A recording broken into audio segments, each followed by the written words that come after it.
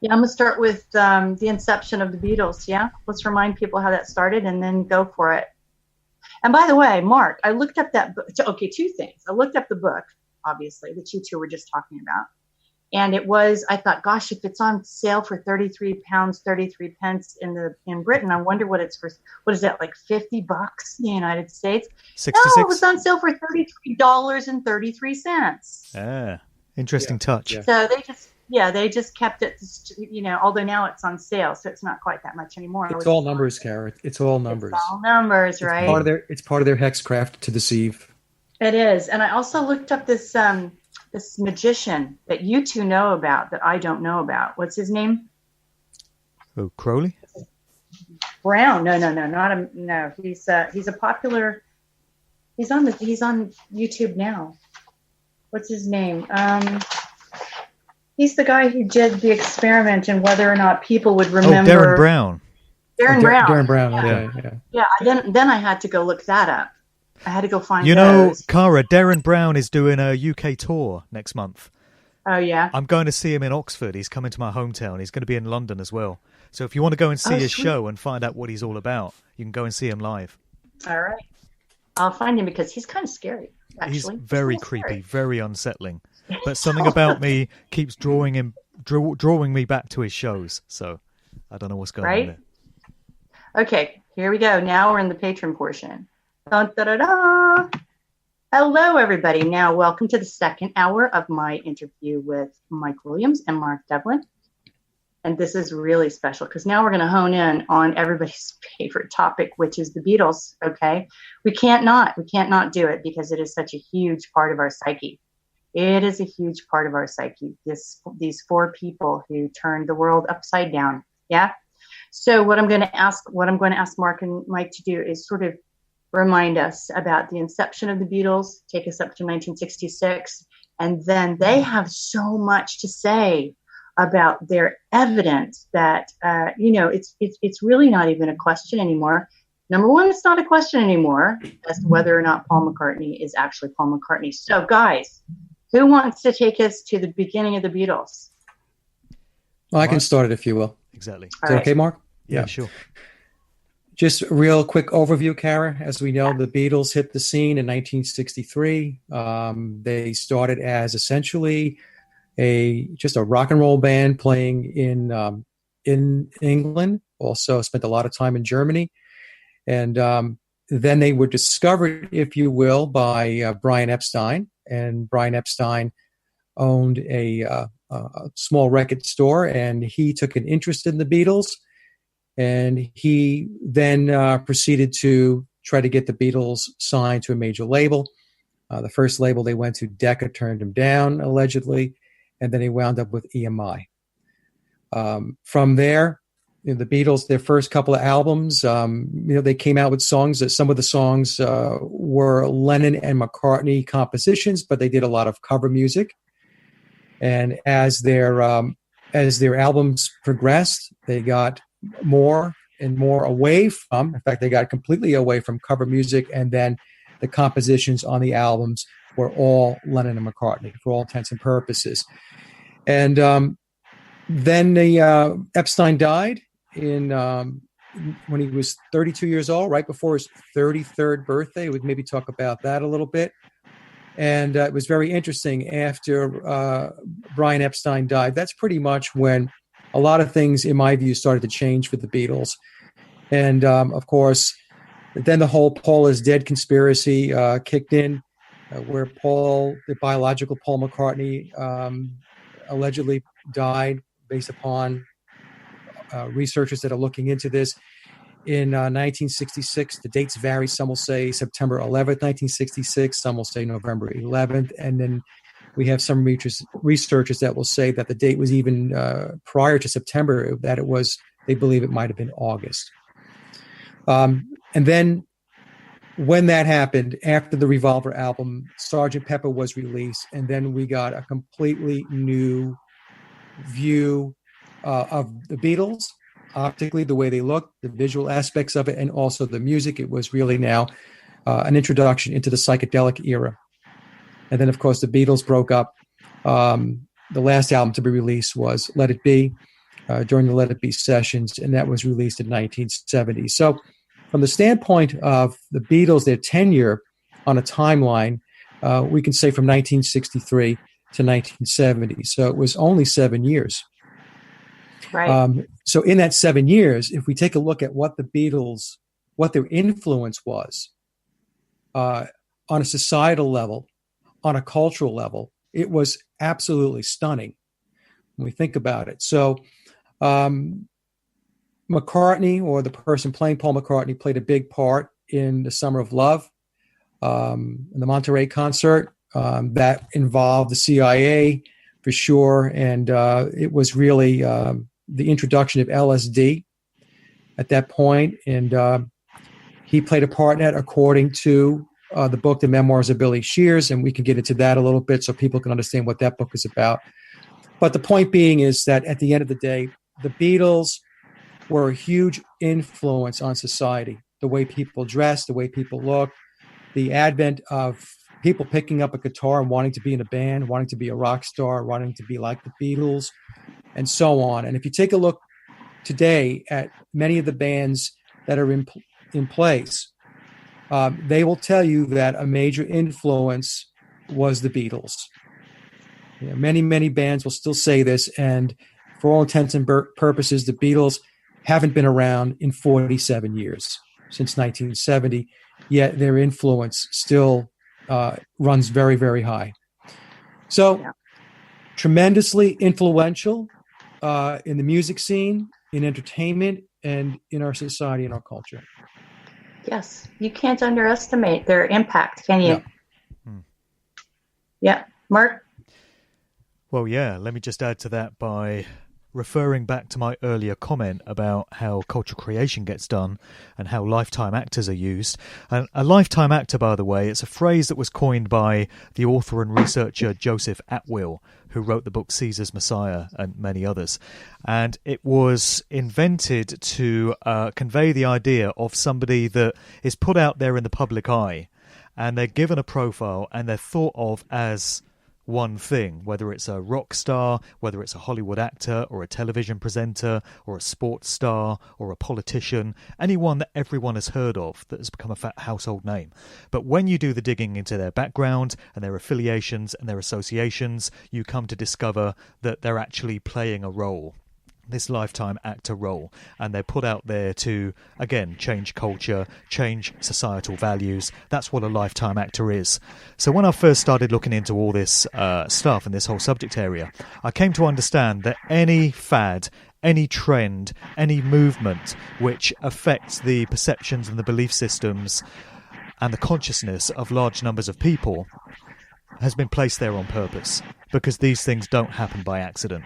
So when you look at the cultural impact that the Beatles had and the billions of people around the world that have become familiar with their music and have become fans of everything that they've stood for, there's no way that would have been allowed to have progressed organically and to have just evolved by itself. They have to have been the creation of these agencies that make all this stuff happen.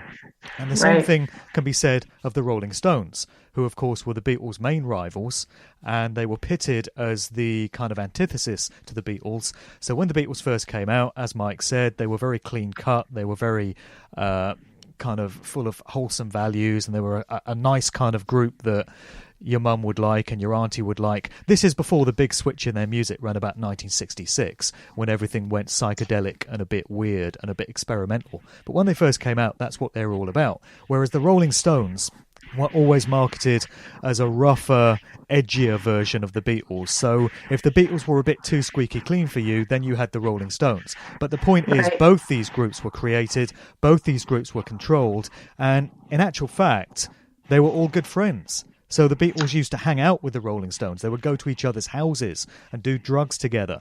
And there was this guy, Andrew Loog Oldham, who was a manager of both bands. He hopped over from the Beatles to the Rolling Stones. So they weren't really rivals at all. They were working for the same side, as were many other groups at that time.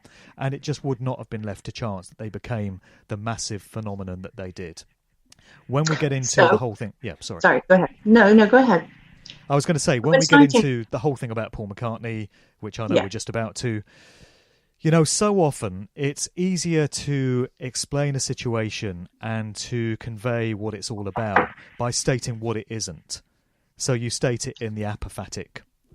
So, for instance, when it comes to 9/11, there's so much disagreement among alternative researchers as to what really happened that day. Were we looking at exotic directed energy weapons? Were the planes holograms, etc.? But the one thing we can all agree on is that it didn't happen the way we were told it did by the mainstream media. So whatever it wasn't 19 Arab hijackers with box cutters. When it comes to Paul McCartney, there's all kinds of opinions and conjecture and speculation over whether he actually died. Of course, there's this whole Paul is dead research community, which will insist that the original Paul died, but we don't actually have any documented proof that he died. We have lots of symbolic clues. We have lots of things that kind of hint at the fact that he did, but we don't know for definite that Paul died in 1966. That's the kind of conventional narrative in all of this. We don't really know who the individual that is playing the part of McCartney is, although there's some strong clues in that area as well. But the one thing that we can be sure of, as far as I'm concerned, is that the individual today claiming to be Paul McCartney is not the original biological James Paul McCartney.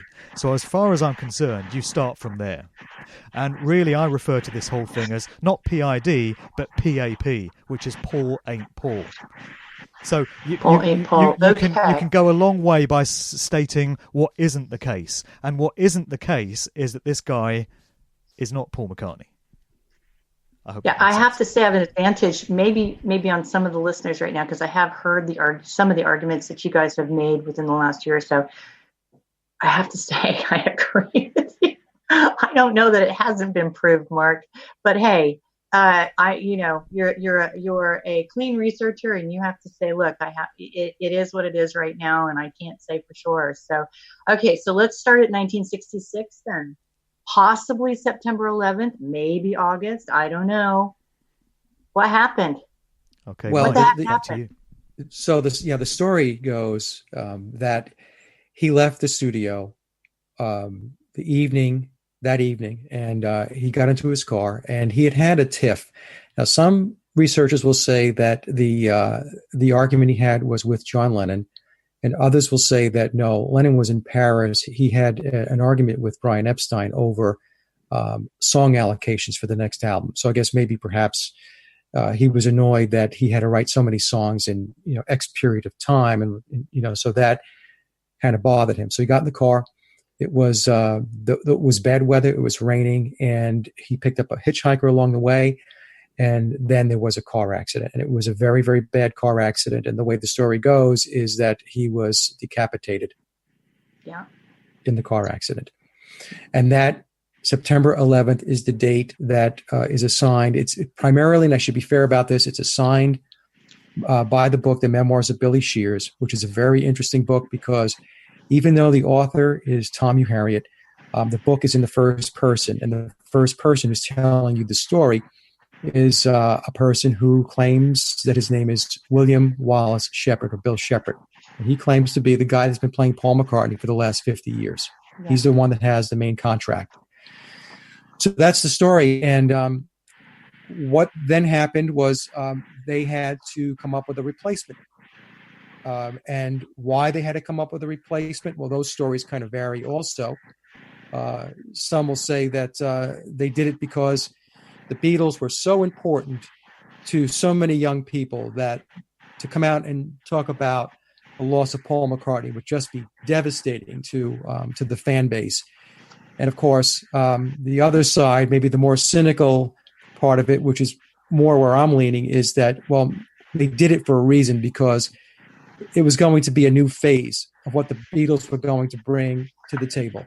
Yeah, but let me just interject really quickly. Mark, you probably heard Thomas Sheridan say this, but it's in point of fact, decapitation causes a mass hysterical hallucinogenic effect in anybody who sees it. So I see that as symbolic, because what happened between one bit of that music and the next? The first was the clean cut music, and the second part was the psychedelic music. Yeah. And you've got symbolically, you've got a decapitation in there. Yeah. Yeah. Anyway, go ahead. No, so then we had the introduction of this new guy into the band, and he had undergone plastic surgery. And actually, I refer to it more as reconstructive surgery. And this is why Epstein had come out, because Epstein actually died in 1967. But before I had said when he died, and then Sergeant Pepper. But what I meant to say when I mentioned Epstein before was his death to me denoted a major turning point in the whole Beatle construct and where they were going. But in any case, so this new guy had to undergo these surgeries. He claims in the book that it included fillers and also the use of latex. And this is why Epstein had come out and said, well, the Beatles are not going to tour anymore. Right? They're not going to be playing live anymore because the music is not growing. It's getting lost in the sauce. They can't hear themselves in the playing on the stage. They want to devote more time into the studio so they could be more creative and imaginative and turn out bigger and better music, right? So that was pretty convenient when you think about it. And then there was a whole process of getting the public and the masses to get them oriented to the new guy. And the way they did that, Cara, in my opinion, and I'm sure Mark will agree, is the whole introduction of Sgt. Pepper itself, the whole album cover, the way the Beatles looked, the way they dressed, the longer hair, mustaches, beards, very, very different than what the Beatles look like if you went back to the Revolver album or you went back to the Rubber Soul album. I mean, this is a completely different look. So what they did, what Tavistock did was, in British intelligence, is they didn't just work on him to make him look more like biological Paul with the surgeries. What they did was they changed everybody by changing the entire look of the band. Oh, yeah. You see, right? Mm-hmm. So Lennon comes out, he's got his granny glasses on, his hair is longer, he's got the beard and the mustache, and the whole band, the whole thing changed. And so what happened was when you looked at it as a Beatle fan, you were taken back by it. It was like, wow, look at this. This is unbelievable. Look at the Beatles. Look at how much the Beatles have changed. The Beatles have grown up. Look at them now. Yeah. See, so that little tactic, what it does is it really sets the focus and the attention. It takes it away from that one guy. Yeah. And it spreads it out, and it makes you look at everything. I mean, even looking at the album cover itself and all the people that were standing behind the Beatles, and there was a funeral scene, you're just taking all that in, and it's almost sensory overload at that point, you see? Right. And you're thinking, well, John looks different. Yeah, that's Ringo, but look at the way Ringo looks and George. And so when you look at Paul and you think to yourself, well, wow, he looks different too, but so does everything else. Mm-hmm. Right. And that was, in my view, a way for them to get over that hurdle. And and once they realized that they were able to get over that hurdle, then it was just full steam ahead. Now, had they just been to India, or was that later? That was later. That was later. Okay. So this is a good place, though, Mark and Mike, to interject what Mark's point was about this magician that we were just talking about and his experiments, and how much do people actually notice? Do you can you use that analogy for me here on this in this bit?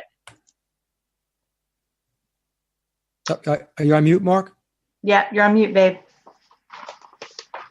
Uh-oh. Excuse me, That's I'm okay. back. That's all right. I had muted my mic. I apologize. That was polite.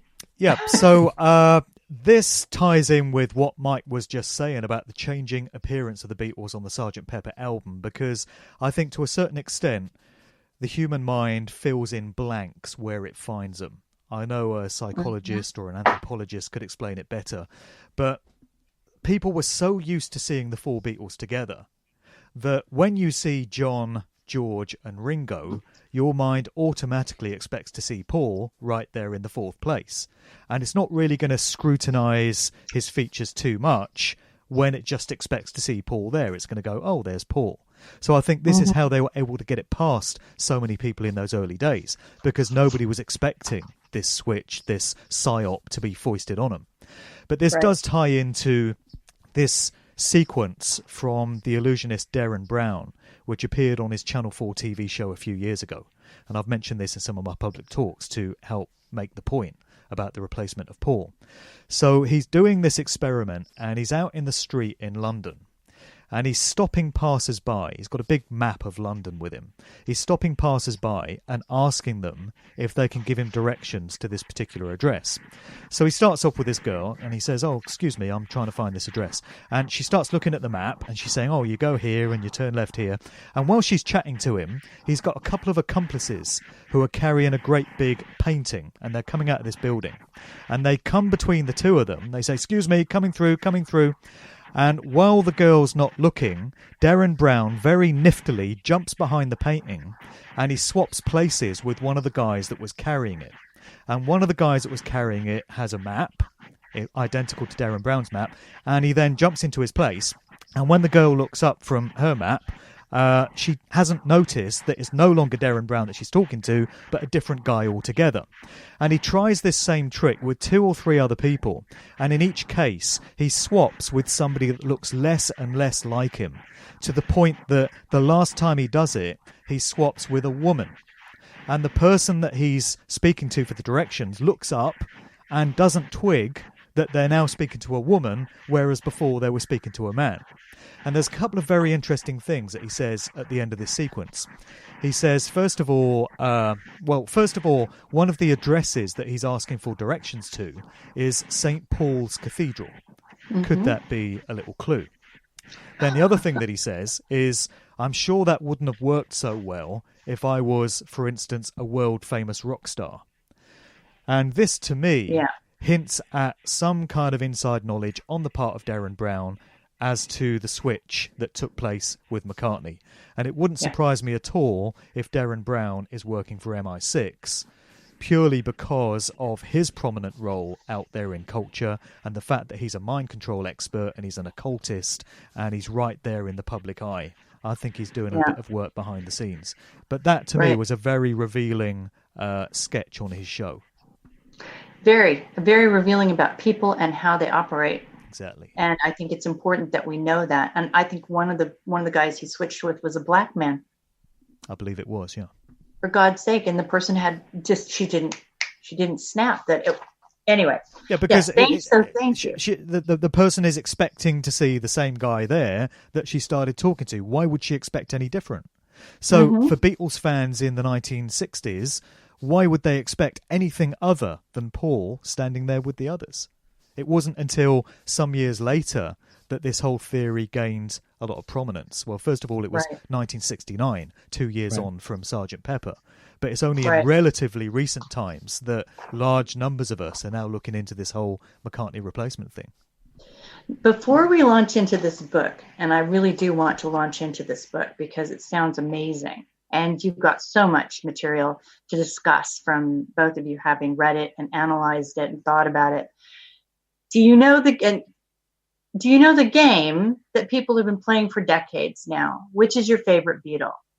And each one of those Beatles represents a different part of the human being. Yeah? Ringo's the body. George is the soul. Paul is the heart. John is the mind or the brain. Yes? What does knowing that Paul McCartney isn't Paul? I mean, how does this isn't that an interesting game that we play with them, right? And B, what does this mean? What does this do to that kind of a game? What does this mean? Is the heart miss? I mean, do you know what I mean? Do you want to think about that? That's kind of a loaded, tricky question to put out there. But I mean, it really, to me, I thought, well, what does it do to that kind of thinking about this group?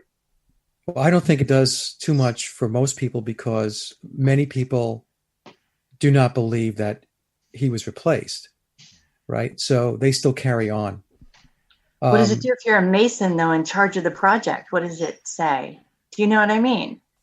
Yeah. Have you removed the heart? Have you removed the heart from, is the heart false? I don't know. I don't know what that means from a Masonic perspective. I can tell you, though, that going back to the numbers for a second, that McCartney and Shepherd are all about the number 6.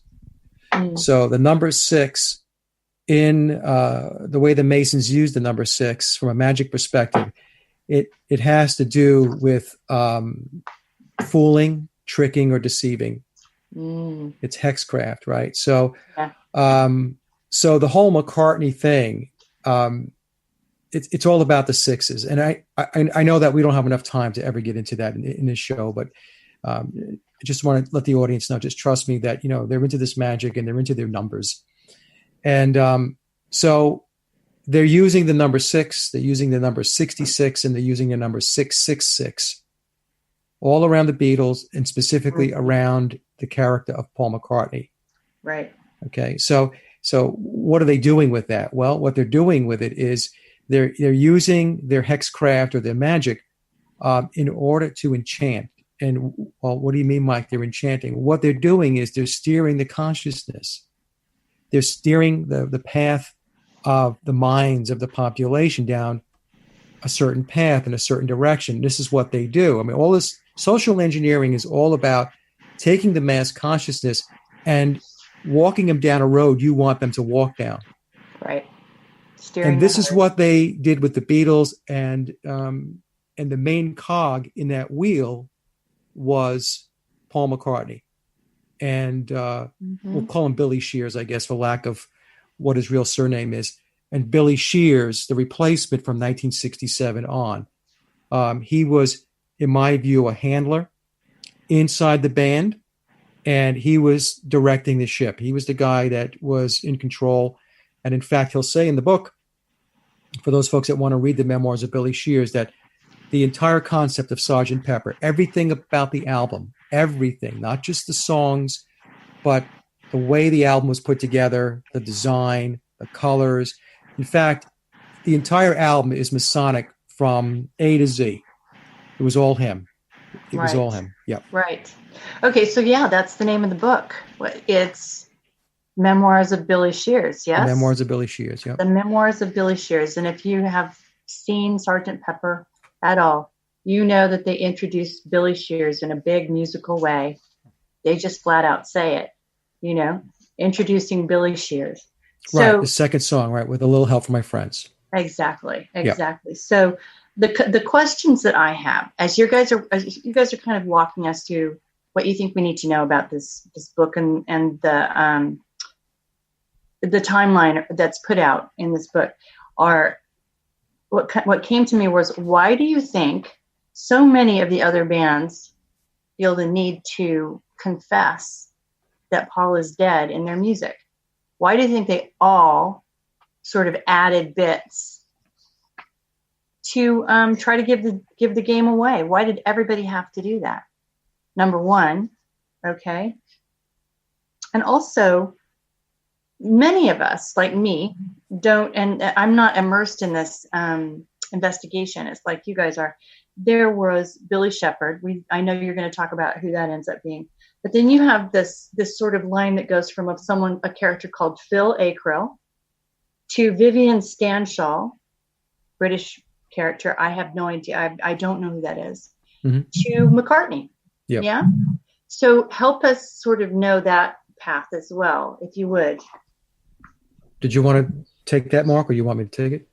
Well, I can answer the first bit if you like, and I'll leave the Phil Akrill, Vivian Stanshall business to you. So Cara had asked about why we get these clues put out there by the other artists, and of course the massive array of clues that were put out there through the Beatles albums in terms of audio clues, lyrics and little inserts and backmasked messages in run-out grooves and that kind of thing, and the pictorial clues as well. On the sleeve of Sgt. Pepper, on the sleeve of Abbey Road, in promotional pictures that were put out of the Beatles.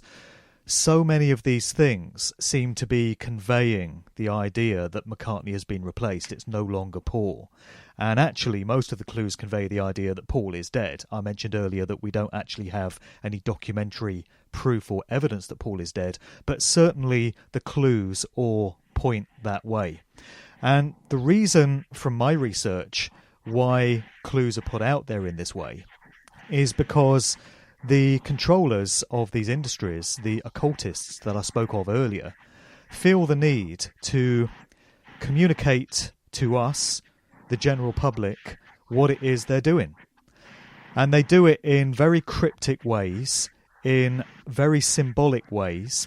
Often it's by way of numbers, often it's by way of very veiled symbolic imagery. But nevertheless, as they see it, they've given us an opportunity to understand what it is they're doing, what they're all about, what the true nature of a situation is. It's known as revelation of the method. Predictive programming also ties into this. It's another facet of it. And it's a favourite tactic of occultists and magicians, sorcerers. They have to let us know what they're doing. If we're too profane or too ignorant or too uninformed to fully understand what they're trying to convey to us, as far as they're concerned, they're off the hook. It's of no consequence that we don't properly understand it. They've done their bit by giving us the opportunity. Now the emphasis is on us. And if we don't act on it or voice any kind of objection or react in any kind of objective way, they see that as a green light for them to go right ahead and do what they were doing without bringing upon themselves the karmic consequences that would ordinarily ensue. As I've said many times before, it's a very sick and twisted way of interpreting how reality works, how free will works, and I would suggest that they've got it very, very flawed. But that, I think, is the mindset of this occult class of elite practitioners that we have. That's why we get all these clues. That's why it was so important for them to place all these indicators in the works of the Beatles, suggesting that Paul is no longer Paul, or I would say telling us that Paul is no longer Paul. That's why I think that whole thing gets done. Okay, I hadn't thought about that. That's just implied consent. Absolutely. Okay. It's the hijacking of consent as well. That's what they're doing. They're hijacking our consent. But of course, most people, because they never look into this stuff in any substantial way, have no idea that's what's going on. But, okay. Over to Mike. So within the context of what we're going to talk about with the book, especially, we need, I personally anyway, need to be sort of walked through these characters a little bit. Yeah, I think, Cara, also the reason why there's the clues in the songs is that there's a ritual aspect to it also. So as they do this, as they put the clues in the songs, it's ritualistic. So it continues and carries on their magic. So, I mean, that's another piece of it that I believe is why they do what they do. Now, if we talk about Shepherd as an example, we'll call him Billy Shears or Bill Shepherd. He was a session musician going back into the very early 1960s. And in the book, The Memoirs of Billy Shears, he states that his name is William Wallace Shepherd, or Bill Shepherd, or William Shepherd. He has several aliases. He's known as Billy Shears, which is the name he used as an alias on Sgt. Pepper. Billy Shepherd, he was Vivian Stanshall of the Bonzo Dog Doodah Band. He was in that band with Neil Innes, who was really one of the main players with the Ruddles, which was a parody band of the Beatles. So just keep that in mind. He was known as Billy Pepper. He did a bunch of Mercy Beat albums back in the early days when the Beatles were when they first hit the world stage. So he was doing Mercy Beat albums were essentially knockoff albums where these record labels were trying to get they would try to capitalize on the Beatles' fame. So they'd have these bands that, kind of look like the Beatles and they would sing Beatle music or Beatle-like music. So he was doing that. He was also Phil Ackrell of the Diplomats. And the interesting thing about the Diplomats, which goes back to the early 1960s, he was in that band with Denny Lane. And of course, who was in Wings when he formed Wings? It was his buddy Denny. Familiar. Yeah. It's his buddy Denny Lane. Yeah. So they were all in the same club. So the thing with Bill Shepherd is that he takes on many different characters, and he's a very skilled musician. He's formally trained. He can read, write, and score music, whereas we were told that the Beatles couldn't read music. We were always told that, but Bill Shepherd can read, write, and score music. He's Scottish. He's a direct descendant of William Wallace. That's the character that Mel Gibson played in Braveheart. So he has blue blood, and he's a very high-ranking Mason today. In fact, he was a Freemason when he replaced biological Paul back in 1966. And today, I highly suspect that he is in the illuminated degrees of Masonry, which means that he's above the 33rd degree. He has a very deep understanding of the occult and the esoteric. He's 5 years older than biological Paul. He was born in 1937, whereas Paul was born in 1942. And the most interesting thing about this whole aspect of the memoirs of Billy Shears is that he claims that biological Paul McCartney, the real Paul McCartney, works through him from the other side. Oh, okay. Yes. All right. So he's connected with Paul from a spiritual perspective. All right. So a lot of people have a lot of trouble getting their heads wrapped around that, but I'm just explaining what he is saying in the book, The Memoirs of Billy Shears, and this is how he approaches it. Isn't there a way? I mean, don't people often talk? I mean, Gaga. There's this rumor about Gaga having maybe helps to knock off someone that she used to sing with, and she's got that soul is sort of attached to her. Yeah, that soul is chained to her in a way, and you will every once in a while see a story of her parents begging her to let their daughter go, that kind of thing. So what do you think? I mean, he says he's got Paul. Maybe he does have Paul. I don't know. Well, I think that, look, anything in this realm, when we're talking about the occult and we're talking about the esoteric, magic. I mean, we know what Aleister Crowley was about, right? At least those of us that are listening to the show probably have a fairly decent understanding of who Aleister Crowley was. Yeah. I mean, it was all about that. It was all about connecting to unseen forces. It was all about that. It was piercing the veil. So, again, he, in the book, he makes it very clear that he is very much trained and in the know with regard to the esoteric, with the occult, that he is a Freemason. And like I said, he's a very, very high Freemason today. And again, I'll state it again, he's in the illuminated degrees from my perspective. So I don't toss anything out, Cara. Do I think that it's possible that he's engaged that way? Yeah, it could be, because I mean, our reality is not what we have been taught and told that it is. We've been basically kept in a small little box about what really goes on with existence and reality. Whereas these folks, especially when they are as developed as they are along the ladder of the secret societies, I mean, they know a whole lot more about how all this works than we will ever know. Right. Okay. So 1966 arrives, Paul dies, they bring this guy in. He is what Mark calls a lifetime. You guys were calling him a lifetime actor. He's a lifetime actor. And he takes over the band. And it's demonstrated probably a million different ways that he's taken over, on both in the music and on the cover of Sgt. Pepper, and everything that has anything to do with Sgt. Pepper. Lets the world know, if you have any clue as to Freemasonry or the esoteric sciences in that way, that a new sheriff is in town. Yeah. And then what happens? You want to take it, Mark?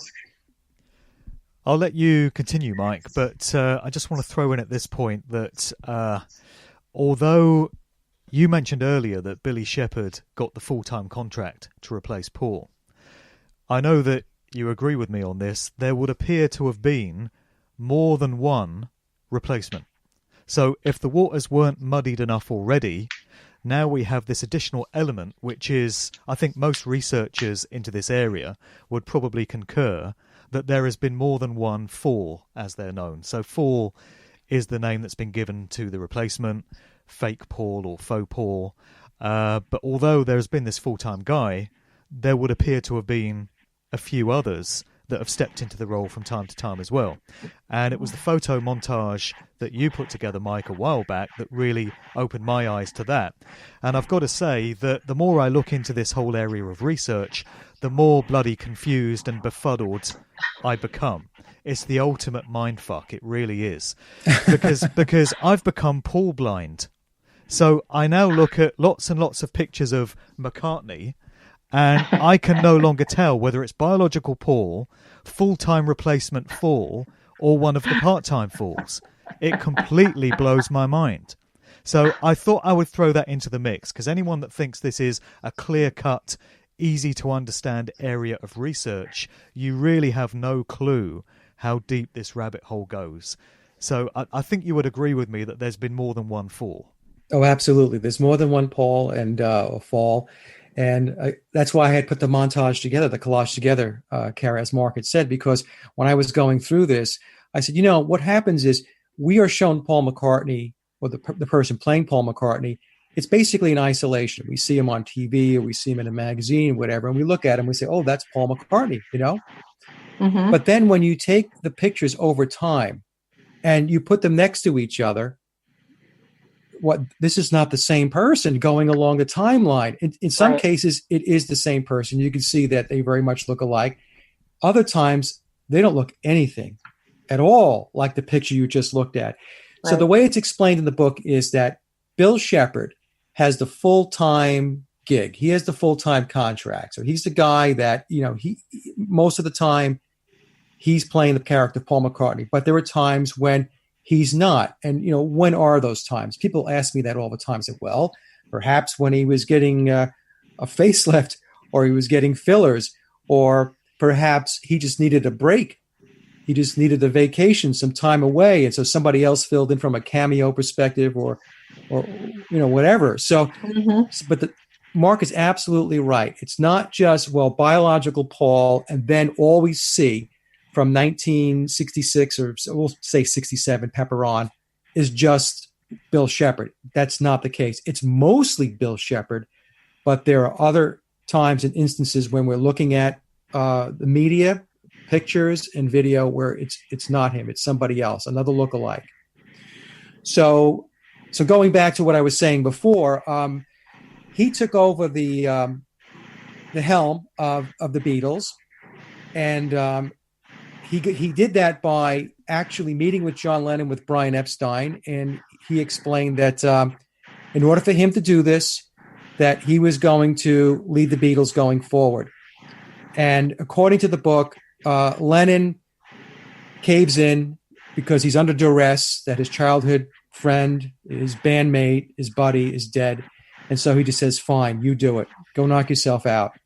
And so from that point on, Bill Shepherd, as Paul McCartney, is the leader of the Beatles.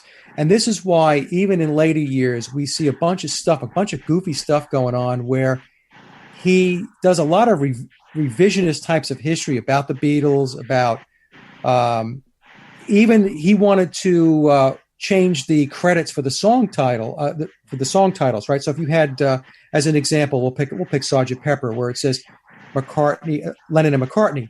Well, he wrote that song as Paul McCartney. So at one point, a few years back, he was floating the trial balloon to get that switched over to McCartney and Lennon.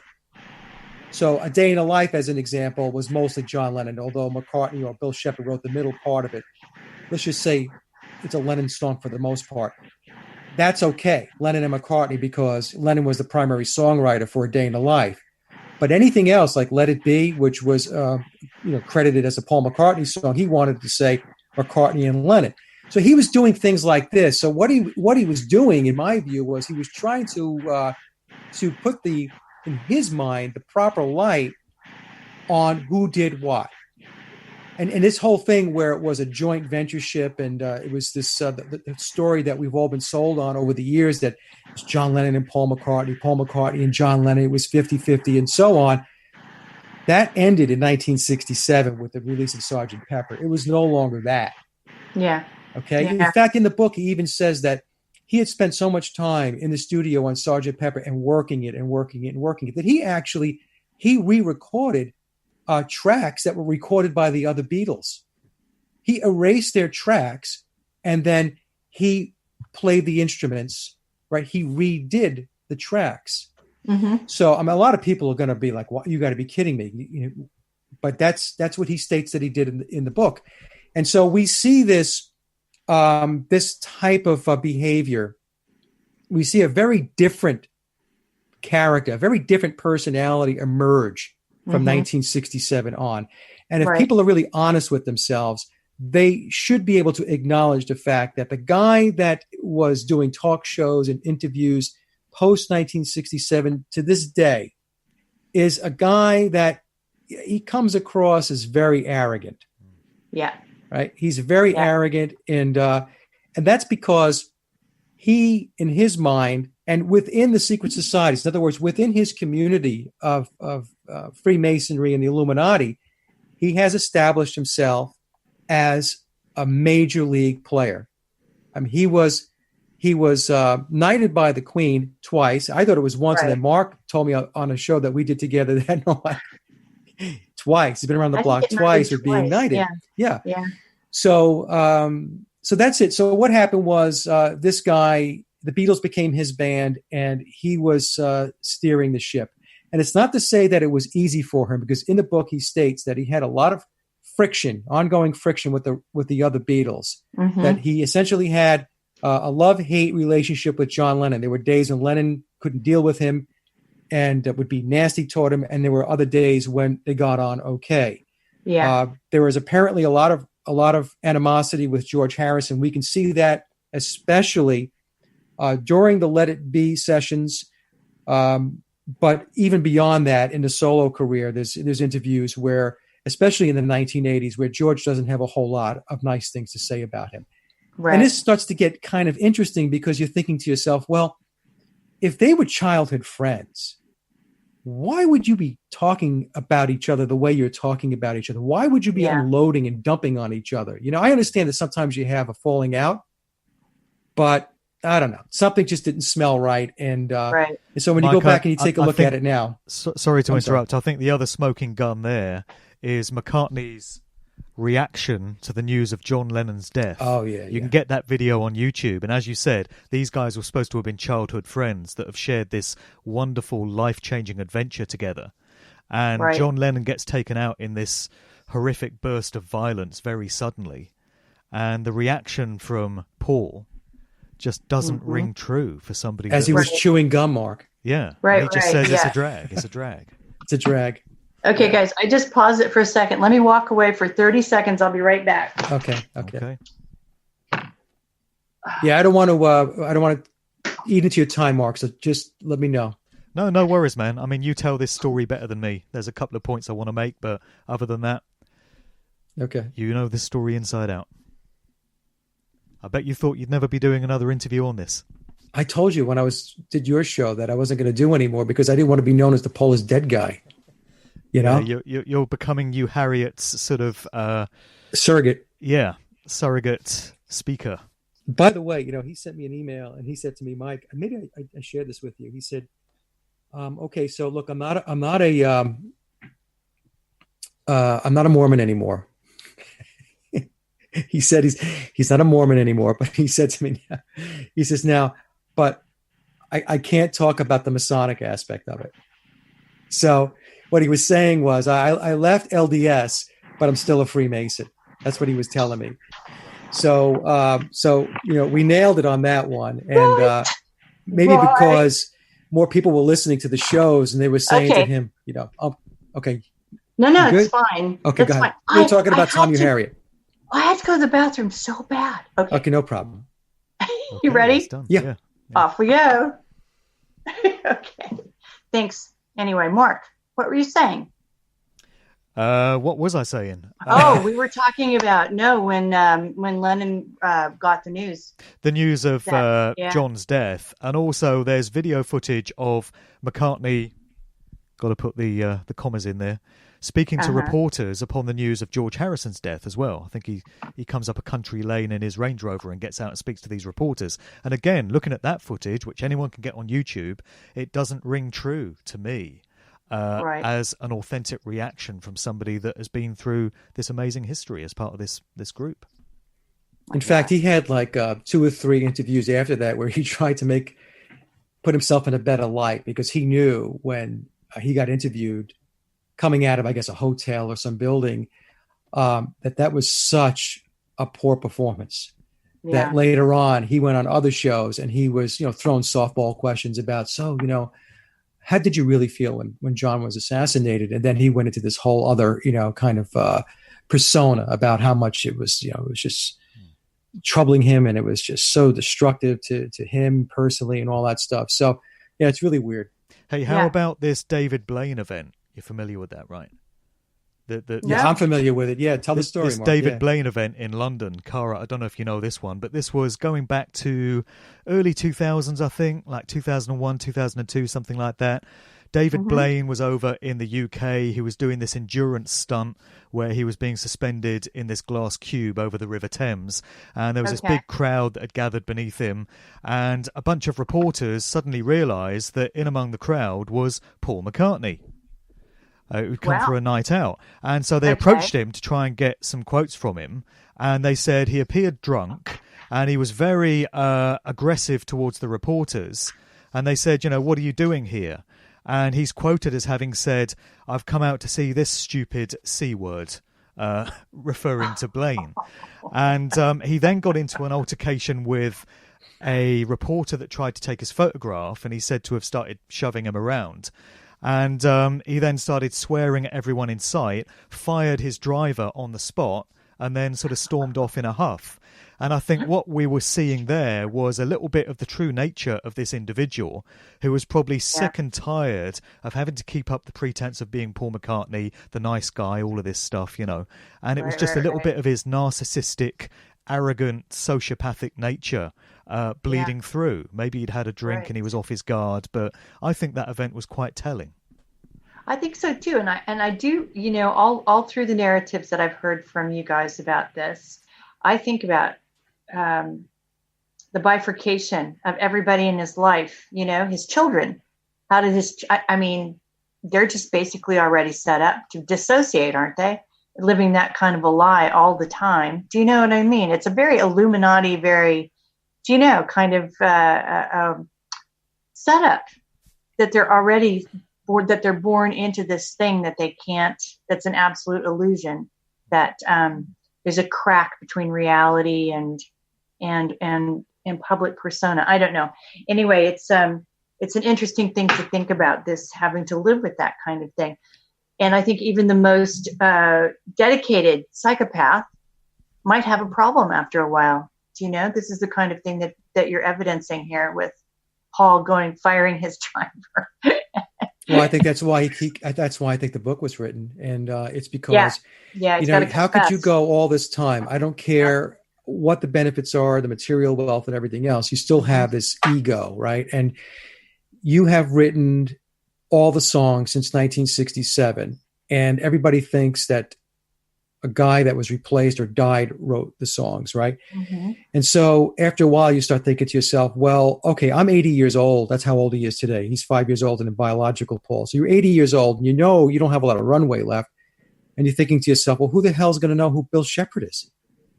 Yeah. Everybody thinks that Paul McCartney wrote all those songs from 1967 on. Everybody thinks that Paul McCartney wrote Band on the Run, Jet, all those songs, Live and Let Die. Mm-hmm. Right. So it's catching up with him. His conscience is catching up with him. Now, I just want to mention one clue that I'd like to offer up. Cara actually watched a video on this. I don't remember who the person was, the YouTube channel, but it was a great analysis. Take a look at Paul McCartney playing bass prior to 1966. Okay. He never, ever looks at the fingerboard when he's playing bass. Ever. Yeah. Maybe once in a while he might glance down a little bit, but he was so good and he just knew his bass so well. He never had to look down and look at his fingers. Look at Paul McCartney when he plays live, or Bill Shepherd playing Paul McCartney. Yeah. When he plays live now, take a look. He always looks at his hands. He's always looking at his hands. Yes. So he may look up a little bit to sing, but then he looks down. And he looks up to sing, and then he looks down. So I can tell you as a musician, when I play guitar, I've been playing guitar a long time, I don't spend my time looking down at my hands because I know where I'm at on the fretboard. Right. Occasionally you might look down, right? But for the most part, you don't have to do that. Here we have a situation where we had a musician that didn't look down at his hands on his fingerboard on his guitar. And now what happened? He regressed. Yeah, exactly. Exactly. How can that be? Right. So I would ask folks to take a look at that, because to me, that is a very, very important piece to the puzzle. Very important, especially those folks who are musicians. Take a look at that, do that analysis, and I think that you'll see the same things that I saw when I watched that guy's YouTube clip.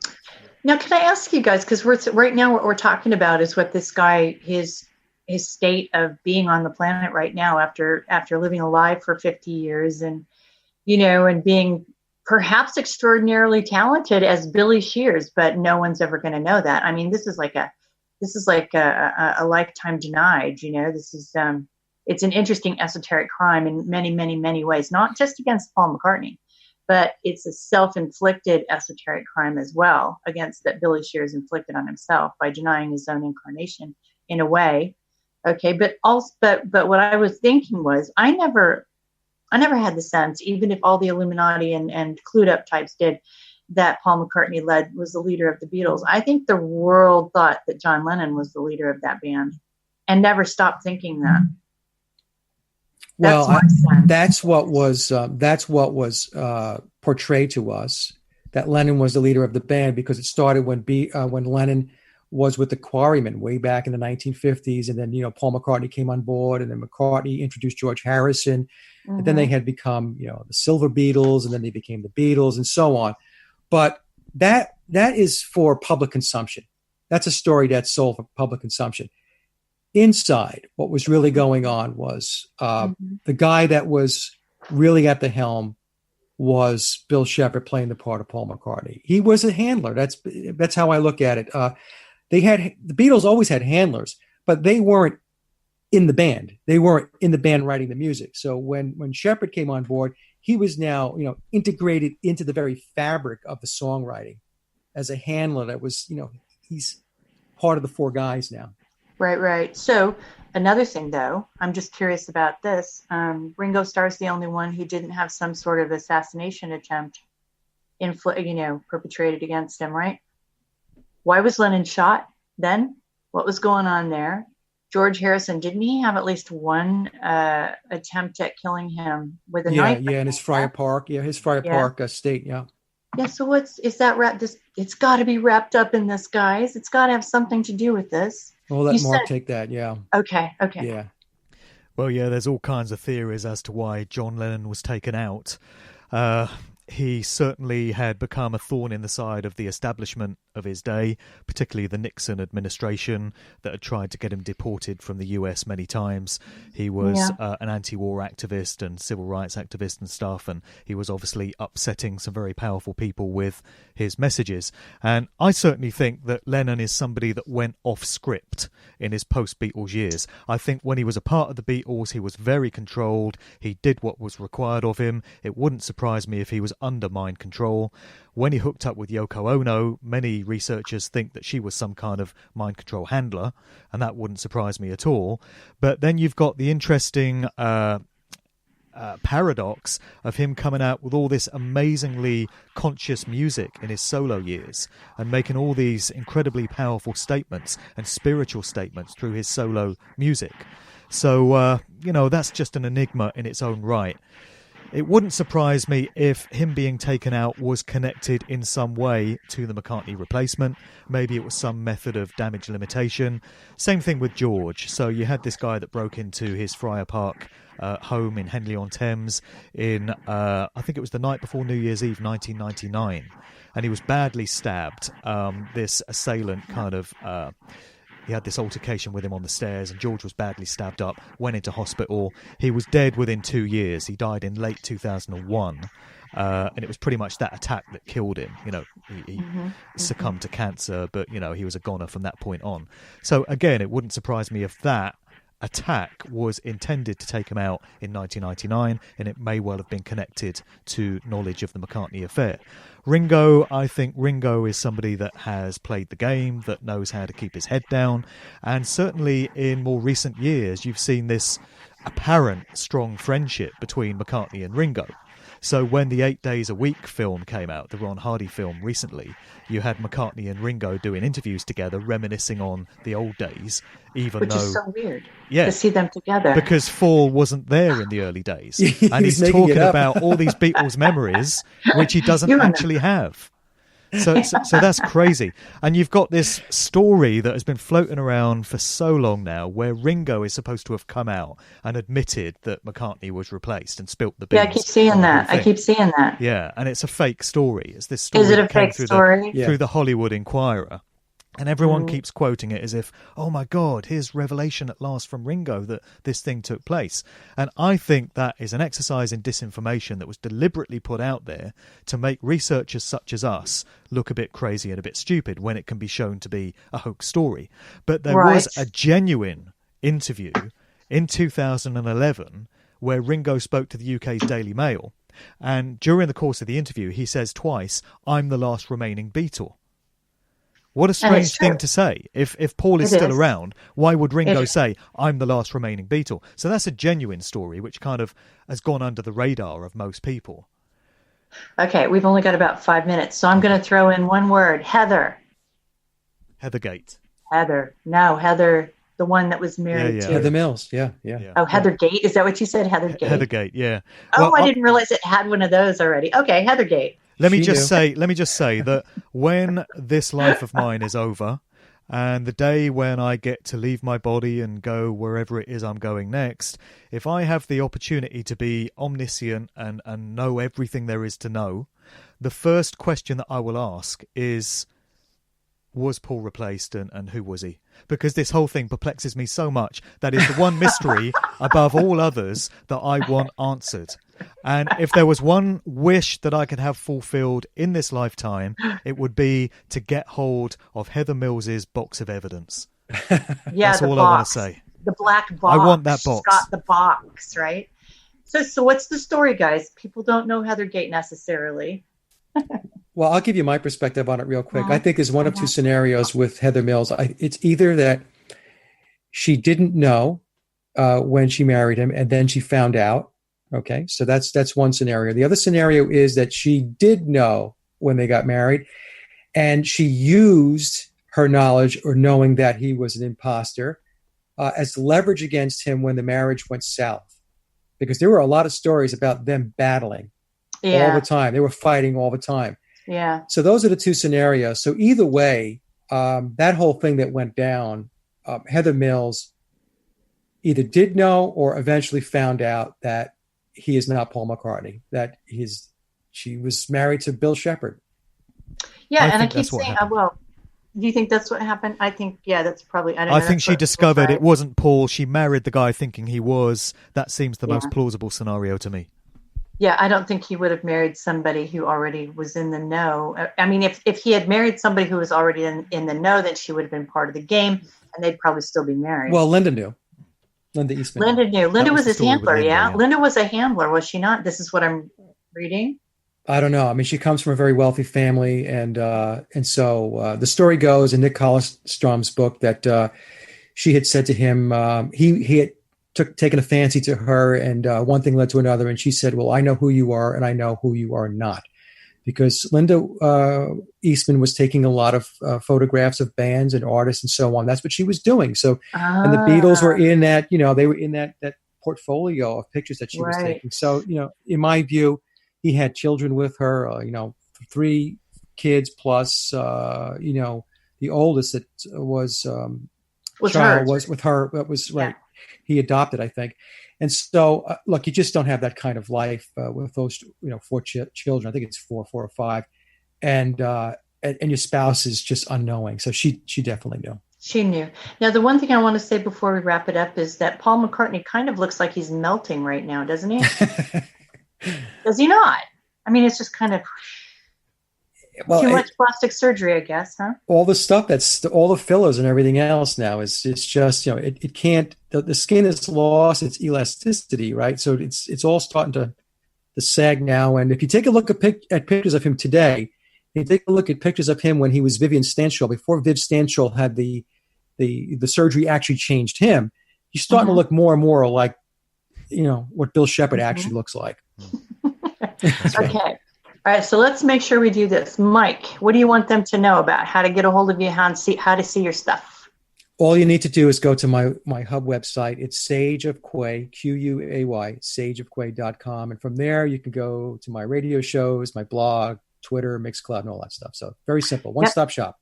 Yep. And you can listen to him talk about guitars too. If you're into guitars, that's your one-stop shopping for being into guitars. I'll tell you that right now. Okay, Mark, what do you want them to know about you?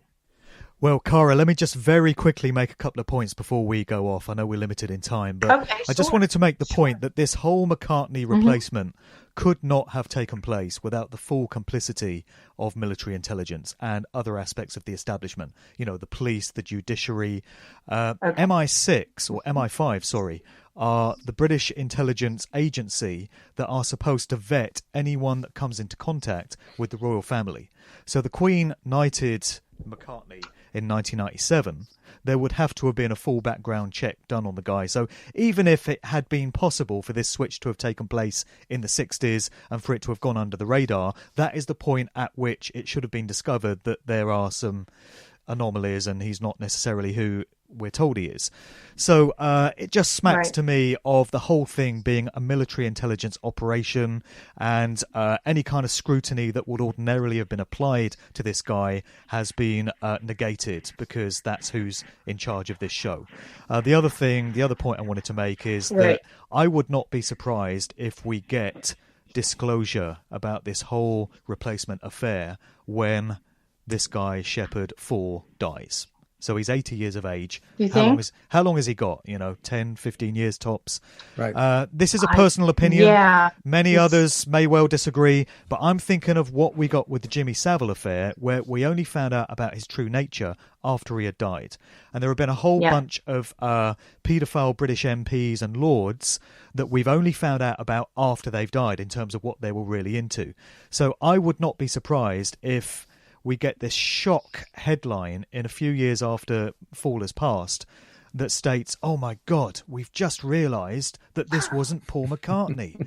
Because it goes back to the revelation of the method, telling us what they're doing, but they also protect their own. So they only let this stuff go out when they can no longer answer for it. That's just personally how I feel about it. I wanted to get. But the good news, Mark, is you and I will be prophets. You will. Exactly. Well, we'll be sages. You're already a sage, Mike. Sage. Thank you guys. You had asked me about my information. The one-stop shop is markdevlin.co.uk. My book, Musical Truth, is out. It's available on Amazon. You can also go to musicaltruthbook.com. And Volume 2 will be out early in the new year. So keep an eye out. Early in the new year. So we're going to be having you guys back at that point, right? Everybody's going to read Mark's book. And then we're going to come back and talk about that, right? Well, that would be good.